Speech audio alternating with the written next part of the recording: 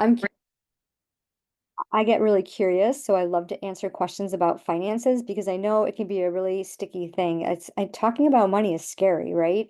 And when we share our own money story and our situation, it's like, oh, I don't want anyone to know about that. And this is something I've been doing for a very long time, for over 3 decades, is listening to people's money stories, going over their finances, and I've become quite the expert in helping people multiply their money by implementing simple strategies. And it's a threefold system. It's a money multiplier system where we look at money management, multiplying your money and your money story. The money mindset piece is huge because it's not a one and done. People think, oh yeah, well, I'm just going to take some money mindset classes and do some breath work and money breath work and do this and that, and everything is going to be fine. No, it isn't, because shit comes up all the time that you totally don't even expect. Just for an example, last Wednesday, I celebrated my 31st wedding anniversary. We went to Animal Kingdom, and then we went headed over to Disney Springs, and they have an M&M store, and I love peanut M&Ms mixed with popcorn. It's something that I've been eating since the 70s. And there was it was like walking in there was just so magical and inspirational, and the colors of all the different color of M&Ms, it's like, wow, I can have a retreat and I can have those color M&Ms and those colors. And I was like, it was just like a little kid, right? And I thought, wow, I'm going to go see my grandchildren this weekend. It'd be really cool to give them a gift from the M&M store. So I got these cute little coffee mugs, like espresso cups, and they were glass. And my husband gave me 3 reasons why I shouldn't buy them. And I was like, well, valid point, but let me move on. So I held them in my hand and I thought, well, maybe I can find something better for them. And I walked around the store and I saw a couple of other things, but nothing caught my attention the way these little cups did. They were just so adorable. And they were $7.99, $7.99 a piece. Well, for a little cup that might get broken that I'm going to give away as a gift, I started rationalizing it. And I was about to go up and pay for it and like kind of dismiss it. But I stopped myself and I said, you know what? What's the money story that I'm telling myself right now about this purchase? And I really connected with myself and thought, okay, what's the purpose of this gift? What will happen? And I looked at it both ways and I said, you know what? They don't really love M&Ms the way I do. They love Reese's. So maybe this isn't the best purchase for them. And then do I personally want them? Because I would definitely buy two because you can't have one without the other, right? And I was just like, no, I don't think that I would utilize these in a way that it would make sense for me to buy them. And when I realized that, it's like, you know what? I'm just gonna put them back. But immediately, like this impulsiveness that I wanted to exude, wanted to be able to say, oh, I get to, right? But then the stress that came along with buying it, feeling guilty. The next day, the same thing happened.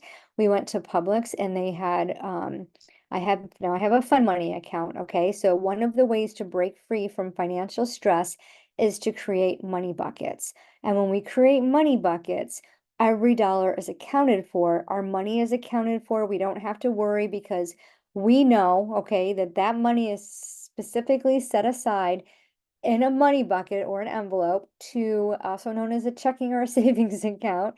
It's accounted for to be used for that specific item, whether it be the gas and electric bill, the grocery bill, the gas, whatever you allocated it for. So I have a money bucket for fun money, and I got a windfall last month of $138.92, right? And I was just like, how do I want to spend this money? Like, this is extra money that I was not expecting, which definitely releases the stress, right? Stress goes out the door when you get an unexpected windfall of $138.92. And so outside of Publix were these Halloween decorations, these ceramic. There was a cute ghost. It was just so adorable, and it was $32.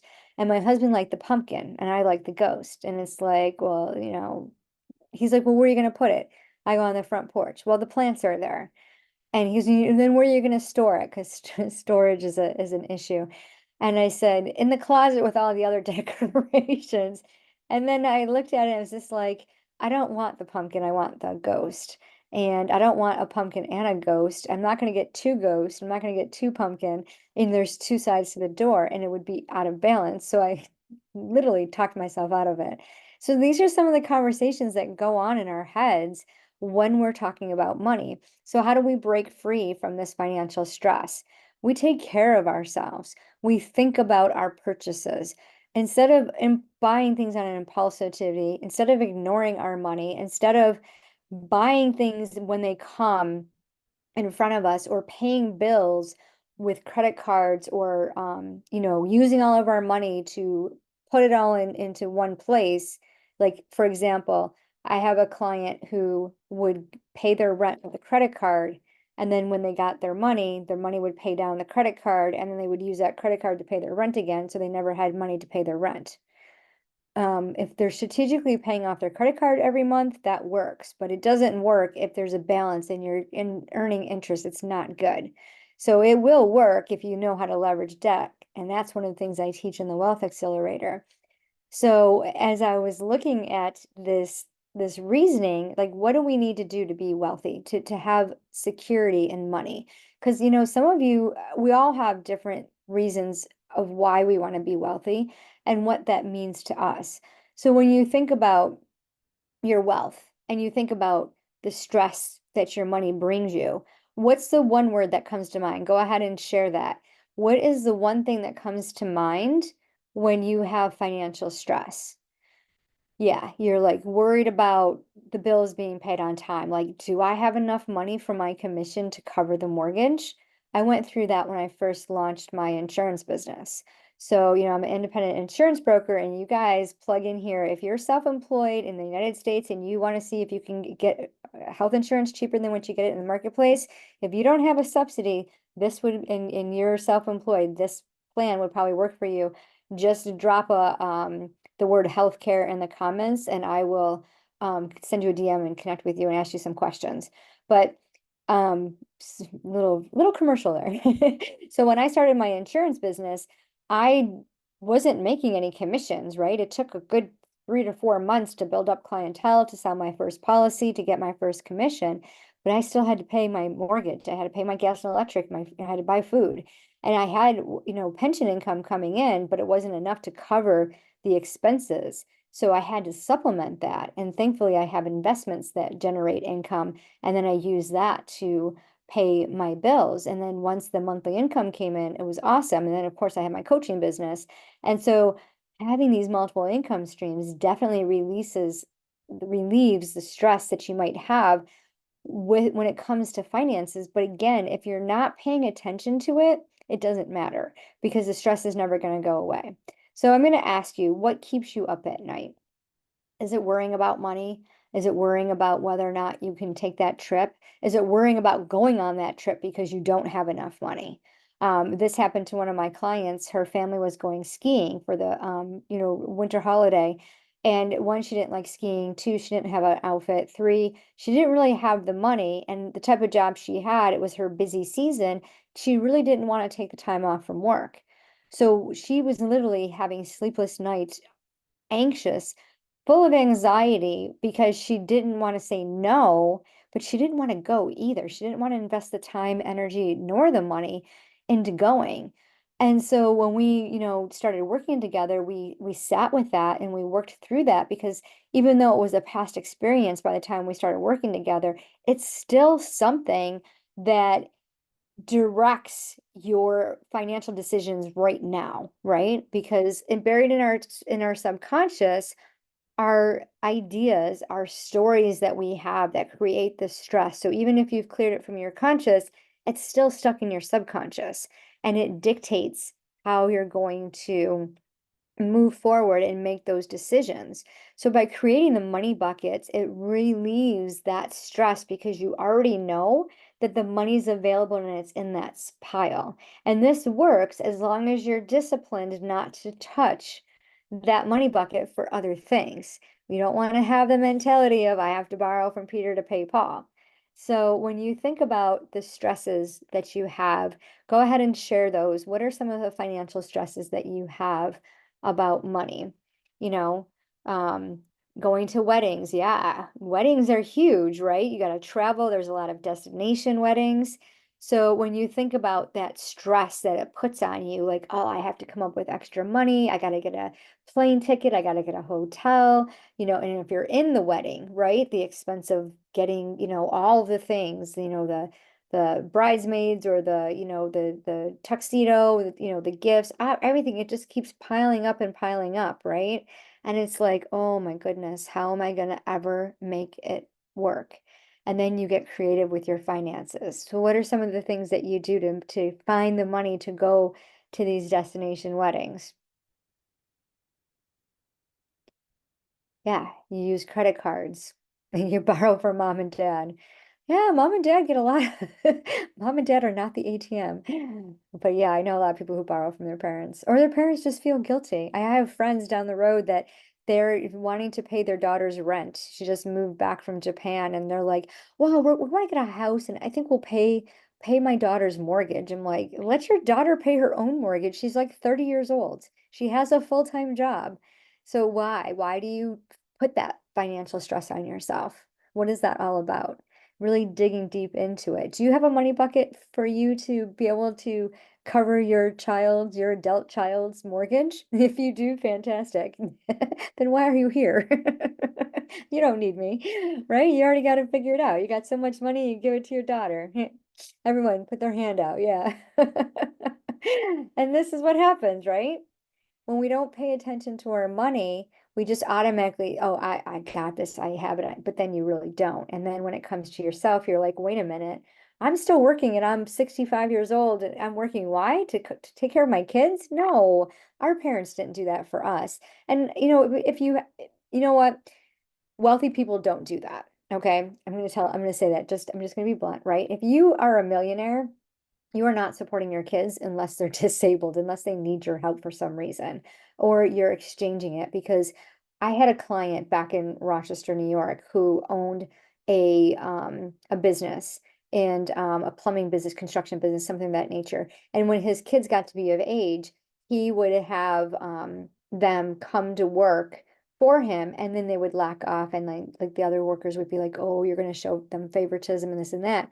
So he said to them, go get another job, work for somebody else and see what it's like, and bring what you learn from them back to here when you're ready. So he had them exposed to other employers, other models, other requirements that other employers would have, work ethics and things of that nature, so that when they did come to work for the family business, they can really honor and respect all the hard work that he did. And when he was planning on his retirement, and his exit plan, he felt safe to give this business to his family. And that's not the case these days. There's so much financial stress involved in turning over your family business to the next generation because one, a lot of the kids don't want it, and two, they don't respect it the same way because they didn't build up the business with their own sweat and tears. And they might not want to even do the family business, right? And that's huge. If they don't want to take over the family business, it's not going to thrive the way it does under your jurisdiction, right? So when you think about the business that you're building now to make the money, the desired amount of money that you want, is it creating stress for you? Are you, like, oh my God, this is so stressful, da, da, da. And then what's going to happen to your business when you're no longer, right? When you no longer want to do it, maybe you have an exit plan, or you're like, all things being equal, we are all going to pass away. So what happens if you pass away? What happens to your business? Do you have an exit plan for that? And these are some of the things that create that financial stress. So here are some tips to relieve that financial stress. I'm just going to check the comments and make sure I didn't miss any. Okay, I think I got them all. So one, create money buckets. Okay, set aside in your money buckets, specify money buckets for everything that you're spending money on. So you're going to make a list of all of your expenses, include your savings. Okay, you want to save a minimum of 10% of your income, a minimum. If you can do 30 to 40%, more power to you. Okay. The rule of thumb is to build up your emergency savings, 6 months of savings. The 6 months is equivalent to your needs, your mortgage, rent, gas and electric, food, things that you cannot live without. Okay. So yeah, you might have to give up your cable bill. Do you really need cable? So make a list and then create buckets for that. A couple weeks ago, and you can check the featured section in the group, Money Magnets, there is a video about creating the simplest system is a 3 account system, 2 checking and a savings account. All of your money filters into your savings. You transfer over the allotted fixed expenses. So your money, your bills that are fixed, they're the same amount every single month, goes into one checking account, and then your other checking account is your flexible spending, your gas, your groceries, things that are not predictable. And then this way you always have your money working for you. That's a simple method and it works as long as you know exactly what to take out of each account and you don't borrow that from them. Okay. No borrowing from Peter to pay Paul, right? Got to get that out of our head. So, and then the second tip is to relieve financial stress. You want to connect with your money every single day and look at it. How much money did you make in the market? How much money did you save? How much money did you, and not even saving in a bank account, but just at the store. I love going to like TJ Maxx and say, wow, I saved 25%. I allocated $50 to go to TJ Maxx, and because I saved 25%, I have extra fund money, right? And then you get to do whatever you want with that. You can put it in your fund money account, you can invest it, you can buy stock, do whatever you want. It's your money, right? So when you know that you have a plan for your money, you are going to be successful. That's the golden rule, right? It is the rule that makes finances work for you is because you have a plan. Because plan to fail, fail to plan, right? So the next thing that you want to do is, so you're going to be looking at all of your expenses and categorizing them, set them aside in money buckets. And then look at your money every single day and celebrate the money that you do have. Okay. And the last thing that you want to do is give gratitude. Every single day, give thanks. If you have not started a gratitude journal, and I'm not just saying write a list of things that you're thankful for, I am saying to really understand I am grateful for this sink full of dirty dishes because I have a family to take care of, because I have food to feed my family. And I really want you to be thankful. So 10 things a day. And you're, oh, that's too many. Really? Do you want to be wealthy or do you just want to say you want to be wealthy? If you really want to be wealthy, you're going to do the freaking work. You're going to look at the money, you're going to be thankful, you're going to reflect on it. At the end of the day, right before you go to bed, turn off the damn TV, right? Go turn off the phone, right? Put it down, unplug an hour before you go to bed, grab your journal and write out 10 things that you're grateful for and why. This was the very first thing that I did that changed my whole perspective, not only about money, but about relationships and my health. So it has a ripple effect. And if this is something that you want help with, I have a 20-minute money strategy call where I will help you find money in your wallet and show you how to multiply it. So I did the post the other day in the Facebook group Money Magnets that if I gave you $1,000, for you to spend on something that you've been dreaming about, right? You can't pay bills, you can't pay debt, you have to buy something that you want. What would you buy? And some of your responses were absolutely beautiful. Weekend trips, saying a yes day for my kids, pearl earrings for my daughters, beautiful, beautiful things and experiences, right? You know what? You do have the money to do those things, but you're not paying attention. And because you're not paying attention, you keep telling yourself this story that there isn't enough, but it's a big fat lie. So if you truly want to build wealth, hop on this 20-minute strategy call because I'm telling you, in 20 minutes, I will show you exactly how you already have this money in your wallet and you get to use it how you desire. It's just about putting that plan in place. Because remember, it's all up to you to decide how your money is going to work for you. So if you're interested in a 20-minute strategy call, you're like, you know what, Lisa, I am ready to master my finances. I am ready to build wealth and to multiply the money I already have. Drop a money bag in the comments and I'll send you the link to book your 20-minute money strategy call. Because remember, it doesn't matter how much money you have, it's what you do with it.